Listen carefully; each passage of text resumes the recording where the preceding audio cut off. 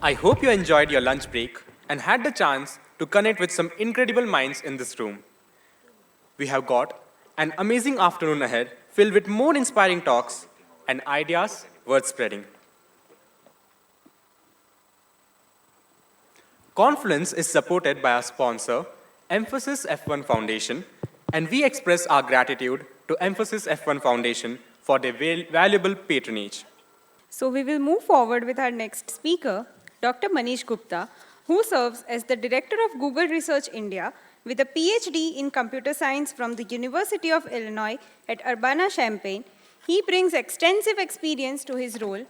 Dr. Gupta has led notable ventures, including VideoKen, a video technology startup, and research centers for Xerox and IBM in India. Previously, as a senior manager at IBM T.J. Watson Research Center in New York, he led the development of system software for the Blue Gene L supercomputer. Dr. Gupta's contributions extend to co-authoring approximately 75 papers with over 7,000 citations in Google Scholar, focusing on high-performance computing, compilers, and virtual machine optimizations. Notably, he holds 19 US patents. Recognized for his outstanding achievements, Dr. Gupta is a Fellow of ACM, the Indian National Academy of Engineering. He has also received a Distinguished Alumnus Award from IIT Delhi. Please welcome on stage Dr. Gupta. Good afternoon. So thanks to the organizers for the kind invitation. So I'll talk about, again, a broad range of topics: computing, AI, and finally, human life, keeping with this theme of butterfly effect. So let me start with computing and talk about a few key insights that have had outsized impact on the entire field. So today, everything is, you use AI, right, for everything. So I thought I'll ask Bard, what was the key event in 1965 that impacted the field of computing? And I was hoping Bard would say, Manish Gupta, the famous computer scientist, was born in 1965. I mean, I was born that year, but seriously, Bard gave me the answer I was looking for, which is Moore's law. So Gordon Moore published his landmark paper in 1965 with his observations that the number of transistors you can put on a chip seems to be doubling every year. And one should be able to keep it sustained, right, for a while. And there have been some revisions to it. I mean, the period got changed to 2 years, sometimes 18 months, and so on. But that came to be known as Moore's law. It was just a very, very simple prediction, an observation and a prediction by Gordon Moore that I feel changed the whole field of computing forever. Because what happened is then pretty much all semiconductor technology companies started to look at that as the target. And they would set those targets that, look, with every new chip, we must, in order for us to be competitive, we must, again, do that doubling of the number of transistors and so on. And we were able, and the end of Moore's law was predicted for like decades. And somehow the semiconductor technology industry kept going, kept coming up with all kinds of new innovations. I mean, those innovations had nothing to do with, Gordon Moore had nothing to do directly with those innovations, but it was his observations, his prediction that really set the industry on that particular path. And in particular, this whole exponential advance is something, right, that we humans, we often find it very hard to fully grasp the importance of exponential change. And in fact, to most of us in India, that is brought to bear, right, through these stories that we often hear when we were growing up. So how many of you kind of heard the story or can recognize the story that you heard when you see this picture? I see a few hands. At my time, pretty much every child would hear at least some version of this story, which would be, okay, the king was pleased, right? There was a particular, saint or a guru, a yogi. The king was pleased, and he asked, what reward do you want? He pointed to the chessboard and said, give me 1 grain of rice for the first square, double the grains of rice for the next square, keep doubling, and just give me enough for the chessboard. And the king said, is that all you want? And he said, yeah. And as they started putting those grains of rice, the king later realized that he would go bankrupt, but his kingdom just would not have enough grains of rice, right, to honor that particular promise. So the king did not realize that when you were in the initial few squares, 1 grains, 2 grains, and so on. He started realizing it when you got to the middle of the chessboard. So I would say a similar thing has happened with computing, that initially kind of it sounded ordinary. It was only as you started getting to the equivalent of the second half of the chessboard, and I would say roughly that maybe time of that second half of the chessboard, we arrived maybe around the year 2006. I picked the year 2006 because I remember I just moved back from the US to India. I used to give all these presentations to customers of IBM, and one of the preparatory presentations that was given to me to share with our customers was, it had this factoid that this year, as humans, we are producing more transistors than grains of rice. So that was a very interesting kind of and in fact, the analogy with this story is very apt, that already in 2006, we were producing more transistors than grains of rice, and now we have a lot more. So I would argue that around that year 2006, we got to that equivalent of that second half of the chessboard, when the king realized that he would not be able to honor the promise, and computing became so powerful that so many things that even us computer scientists used to think are going to be almost impossible were now possible, right? So now, I mean, we have all of these mobile phones. You can point, they have all those cameras, all kinds of fancy sensors, and you can point a mobile phone to the face and infer all kinds of body vitals, not just things like respiration rate, but even heart rate. So these are just mind-blowing. I mean, if somebody had told me, even in the 90s, that, look, this would be possible, I would have said, looks like science fiction. So what was science fiction became possible through, again, these exponential advances in computing. And similarly, in artificial intelligence, right, which all of you now know is the big buzzword, big trend, impacting every aspect of the world.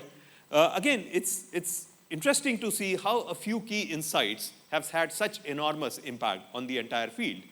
And one of them, I guess this got maybe formatting some issues.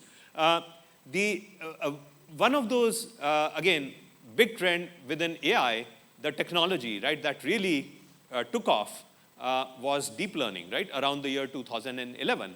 And deep learning was nothing but the old idea of artificial neural networks that researchers like Jeff Hinton had, in fact, developed some of those fundamental algorithms like backpropagation and so on in the 80s.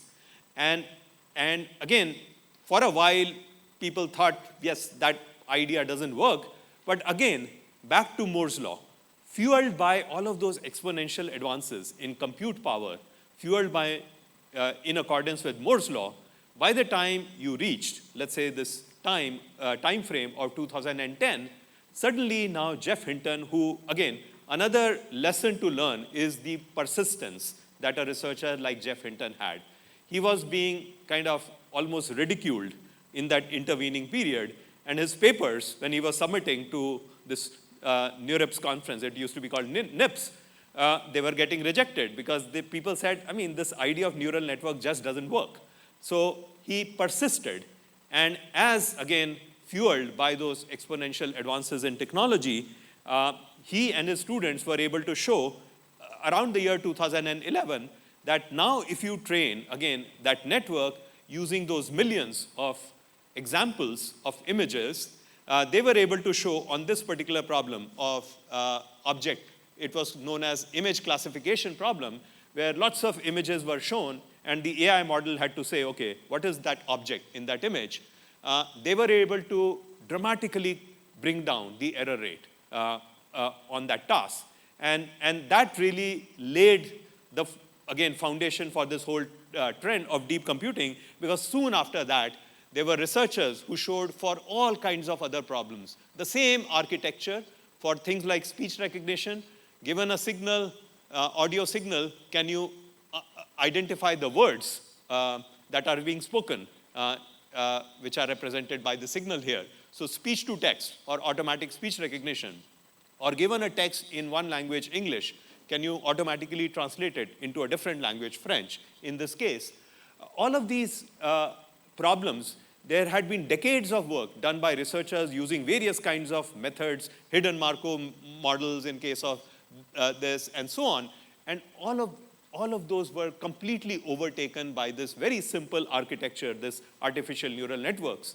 And those methods started giving the best performance on all of these. So again, a very simple kind of a idea which was loosely inspired by how the human brain works, and with some very simple, I mean, if you look at the algorithm of backpropagation, Jeff Hinton often modestly says, oh, it's nothing but like chain rule of differential calculus that we all study, right? We all learn about in our high school. Completely changed the field. And another major advance came from this work so there is a famous paper called Attention is All You Need, which was published in 2017. And then there was a team, again, it was a bunch of Google researchers. And then there was a team also at Google Research, which developed this model called BERT, which is credited to be the first such large language model, which laid the foundation of these, what are today known as foundation models. And again, the idea was very simple. In fact, it reminds me, I mean, what they did was they took all of that text from the web, things like Wikipedia, digital books, and so on, and masked out a few words, 15% of the words. And then they trained this model, BERT, to predict those missing words. In fact, it reminds me of this exercise my English teacher used to give us in school. I don't know if you all went through a similar exercise. I'm sure you did. Any language that we learned, our teacher would give us this exercise of fill in the blanks, where they were testing, right? Are you able to understand the language? Are you able to reason about things from the context and so on? So similar thing, BERT was being asked to do. And BERT, the model, it used that idea of attention, that to predict this word, it needs to look at the surrounding context in both directions. That's the B in bidirectional. And pay automatically, the transform architecture helped it figure out which words to pay more attention to, like Obama was extremely important for predicting this word born, and likewise perhaps 1961 and Hawaii and so on. And as it predicted those words, what the researchers found was that now this one model was able to do a much better job on so many different natural language processing tasks, like sentiment analysis, question answering, and so on, than those handcrafted models for each of those. So in fact, in 2022, when Google released this PaLM model, what the researchers showed was that a single model, they looked at 58 different tasks and looked at the best known algorithms for each of those 58 tasks, and they found this one model was doing better than the individually trained, custom-trained model for most of those 58 tasks. So you can see that for a vast majority of tasks, PaLM was doing better, and only for a few, the custom-trained state-of-the-art model was doing better than PaLM.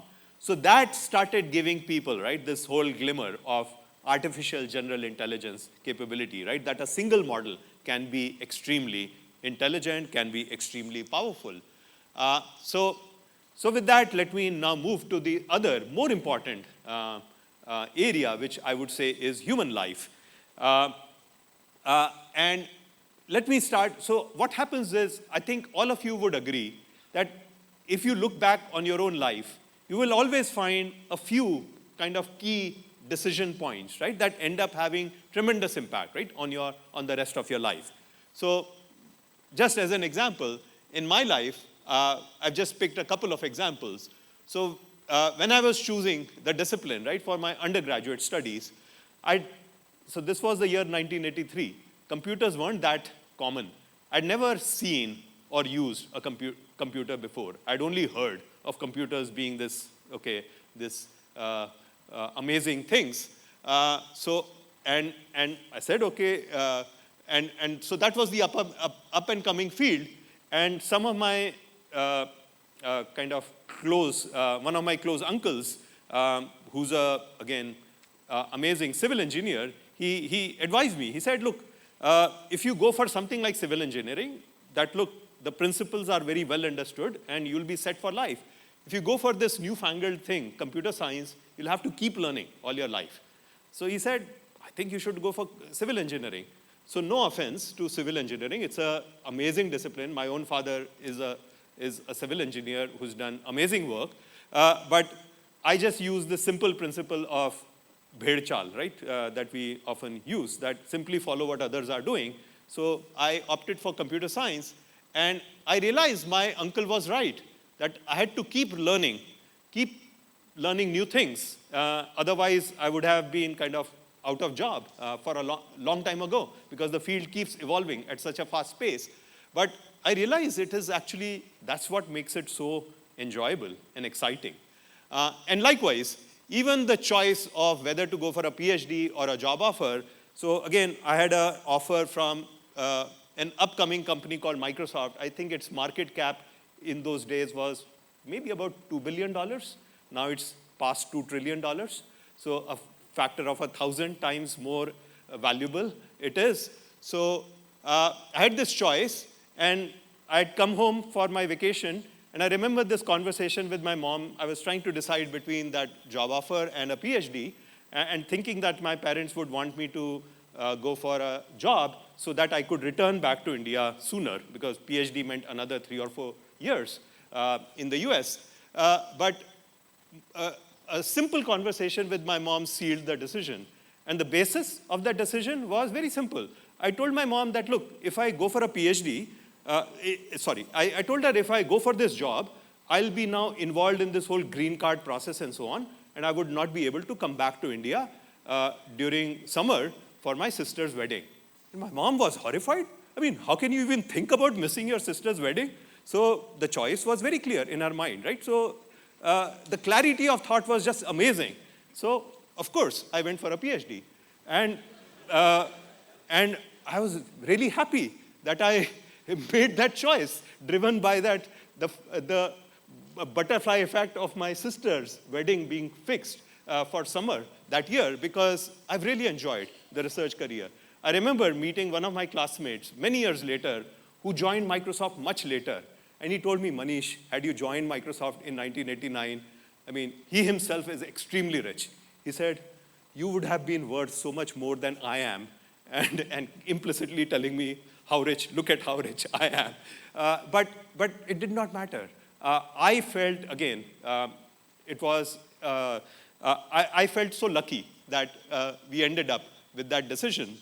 So back to kind of how we actually, so enough about myself, how do we make these decisions? So I would say a lot of times, right, when we make these decisions, and many times these are like pivotal decisions, we try to optimize one of those things. We try to, the most common, I think, factor that I see people trying to optimize for is usually happiness. What would give me more happiness? Another parameter is often wealth, and sometimes people equate wealth with happiness. I don't believe that is true, but yeah, people often equate. And then things like health, fame or recognition. So researchers, we care a lot about the recognition we have received from the community or the world at large and so on. And as we start becoming older, we start thinking about, okay, what's our legacy that we are leaving behind when we will no longer be around in the world. But by and large, the biggest factor that we try to optimize for, usually, I would argue, is happiness. Would you show of hands, how many would agree? How many would pick happiness as the most important factor to optimize? So most of you.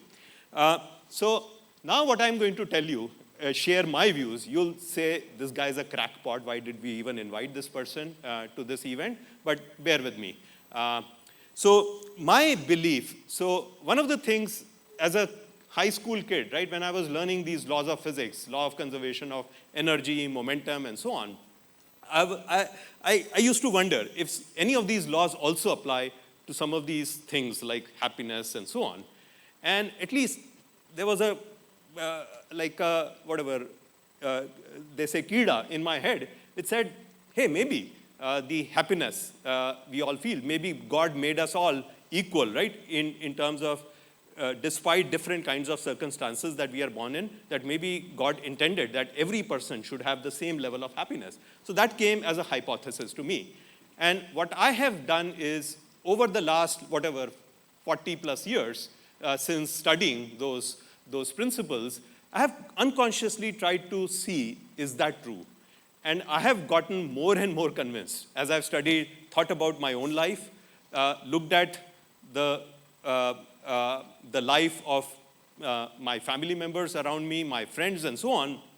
I have gotten convinced about some of these principles. And again, I wrote a Medium article on this, that we are all equally happy and sad. Truth be told, I'm much more confident, about the first proposition, which I think everybody should agree, that no human being ever experiences only pleasure or only pain during the entirety of their lifetime. Everybody experiences at least some moment of pain and at least some moment of pleasure, right? So that hopefully you're all there. You all agree that everybody experiences that. This one is the more kind of a very counterintuitive, and I don't think too many people kind of, at least when they read it, would agree. This is something that I've grown to believe, that the ratio of net pleasure and net pain that we cumulatively experience in our lifetimes is the same for all humans. In other words, very loosely speaking, so I'm saying all of you, each of you in the audience and me and others, each of us is equally happy or sad. And here, with happiness, let me just clarify, I'm not talking about the inner happiness, the overall sense of satisfaction that we feel maybe towards the end of our life and so on, or as we experience this. I'm talking about the pleasure, the sensory part, the pleasure part. And that I have been kind of trying to study. I try to kind of look at very, very successful people, right? People who are extremely wealthy, extremely successful in politics and so on. And invariably, I found that not only would they go through a lot of struggle, right, during their lifetime, invariably I would find kind of stories of some really big personal tragedies that they experienced. And as I started even listening to kind of some of these kind of stories and videos, I saw, for instance, this, and many people, many other speakers, TED speakers and so on, have brought out those kinds of stories. That despite, many of these people, very successful people, you would expect them to be extremely happy, but they are not. And a very interesting study was done by, what's the name? Dan Smith. I might be maybe having the wrong name. Psychologist. He did a study and he found that a year after, so he followed people who won a lottery and people who were in a terrible auto accident. And he followed their lives and looked at where were they a year later. And he said, and he found, to his surprise, that people who won the lottery were no more happier, were as happy as people who had become quadriplegic, who had lost their limbs and so on in that car accident. So again, the point of this is, I'm not saying, hey, go ahead now, forget about driving safely, just it's okay to get into an accident because you'll be equally happy. No, my point is that happiness is not the currency to really pursue. Even people who are extremely miserable, he found, they could actually synthesize happiness, synthesize that inner feeling, and vice versa. Often, once you get, let's say, wealthy, and you get used to a certain kind of certain luxuries, those luxuries no longer kind of continue to give you too much happiness, right? You find something missing. So I do feel at least as I've even kind of listened to other people and so on, do feel more and more kind of convinced, although I cannot be sure.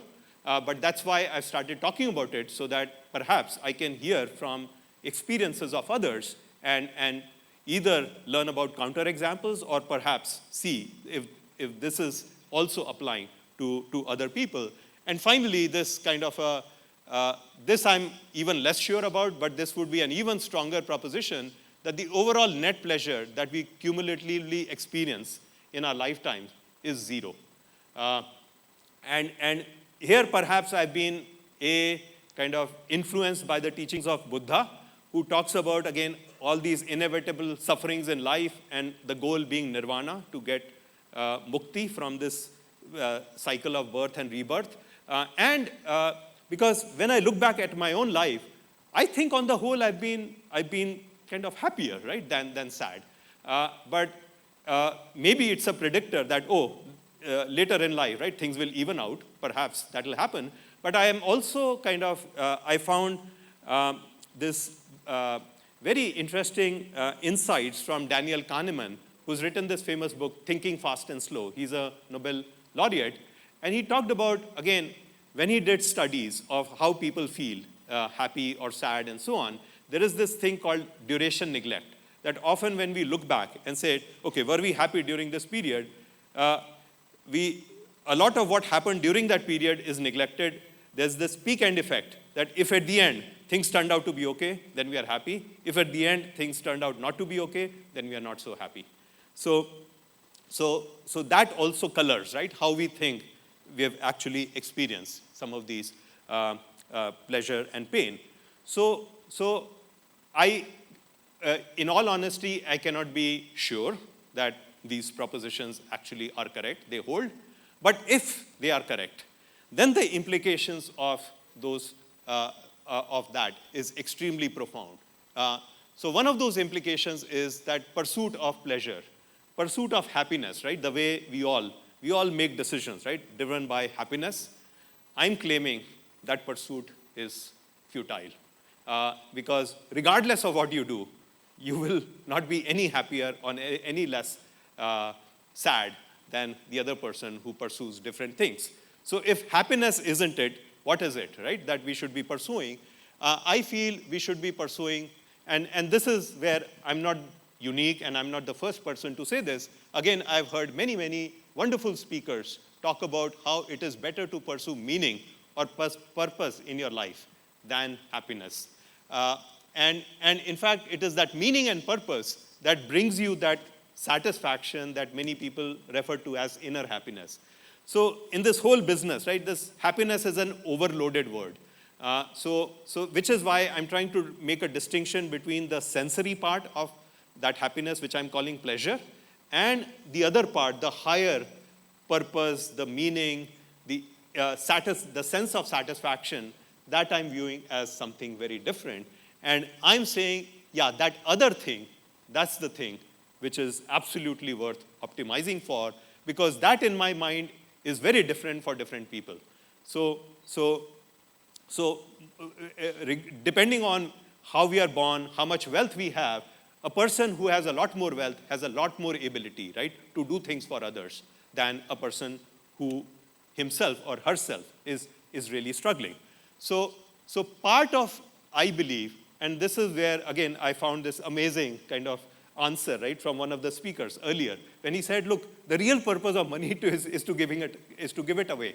Because elevating other people's ability, right, to have more meaning or purpose. So for instance, giving them, right, sharing some of your wealth with them that allows them to do a lot more, it actually elevates. It leads to, in fact, a higher purpose and meaning in your own life. And I feel achieving this higher purpose also leads to that same peak end effect that Daniel Kahneman talked about, that towards the end of our life, it makes us feel much more satisfied with our life, much happier with our life. So this is what I'm suggesting, that rather than just pursuing those sensory pleasures that we seem to be pursuing most of the time when we are making decisions, including very pivotal decisions that impact the rest of our life, I'm suggesting that we should all be pursuing things like meaning and purpose, which will lead to much better, ultimately, outcomes for us. And overall, I feel there's a need to study human life in a more scientific manner. Today, it is kind of cuts across religion, philosophy, psychology, economics, biology, and so on. I feel it'll be amazing to bring together some kind of a unified field that understands all of these things in a very holistic manner, applying scientific principles, not just like religious dogmas, but scientific principles. And I feel today, with the advent of technology, we don't have perfect tools, but we have increasingly powerful tools that will allow us to do that. So with that, let me stop, and thank you for listening to all of my rambling ideas. Keeping our previous Q&As in mind, we would like to request the audience to please limit to 2 or 3 questions in order to respect the time of the speakers ahead. The floor is now open to Q&A. Hi, my name is Samir Vadapi, and I have my own startup. I've been exposed to Google for about 20 years or more than that. I'm not a techie, I'm a chemical engineer. My question is again, related to the way AI is shaping our lives and the impact it is having. I somehow feel, again, I'm not going to talk about technology, but as an end user, over the last 1 year, we have seen AI getting mainstreamed in a big way.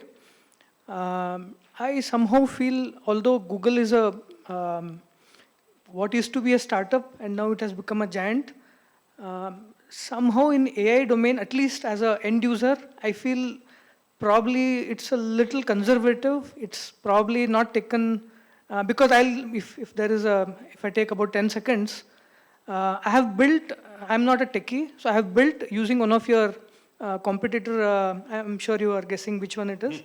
I have built a solution which is using that tool, and I tried Bard as well, and I found it a little, it was painful for me that I could not do it using Bard. So my question is, I am very optimistic that something is going to change in Bard, and as an end user, I would be able to use it to build a solution. That is my sincere hope. Thank you. Sure, thanks. So I would just say, look, competition is good in general for the industry, for innovation. And again, I mean, I would also say we are at a very early stage, right? I mean, it's not a sprint, it's really a marathon. So we are at very early stages, right, of a major change which is happening. And yeah, so I think a lot of researchers at Google, they continue to work on innovative ways in which they can improve things. And likewise, there are similarly amazing researchers working at companies like OpenAI, Microsoft, Meta, Amazon, you name it, and a lot of startups, right, So I think it's all of this competition, I feel, is very good for the industry because it leads to advances, right, continuing to happen. So thanks for your comment. Good afternoon, sir. Yeah. I'm Shashank Devarmani from IIIT-Bangalore, and recently, as an AI enthusiast myself, I've seen that companies are leading the way in research, especially in the field of computer science. So I have a 2-part question for you. The first part is, what makes computer science unique, because of which companies and not academia is leading in research? And secondly, what lessons can we take from this so that we can apply the lessons we learn here in other fields so that even companies can lead the way for research in other fields, say the natural sciences, pure sciences, and so on? Yeah, so first of all, I would say, yes, while it is true that a lot of these like major ideas, right, have come from industry in the past, right? If you look at the transformer architecture, some of these kind of self-supervision based methods and so on, if you look at the core idea, right, of artificial neural networks, that came from academia. And academia continues to do very, very, again, impactful, very, very innovative and impactful research. So I feel the areas where industry kind of has had it easy is because of the scale, right? Because a lot of today, what is driven by in some sense, right, why you get such powerful models is that they require such high volumes of data, they require such high amounts of compute power to train those models. And it's much easier, right, for companies, especially some of the leaders, to be able to get access to those kinds of data and compute power compared to academia. But that being said, my own belief is that sometimes when you are faced with those kind of resource limitations, that can be really ultimately the spark. That can provide the spark for some really, really innovative ideas, which I'm sure will come from academia. So I see, again, this not necessarily as a good thing that, industries, whatever, coming out with these innovations, maybe at a faster pace and so on, or in a more impactful manner than academia. I think a healthy kind of ecosystem, right, requires academia, right, to always be in a position, right, to do all of this very impactful research.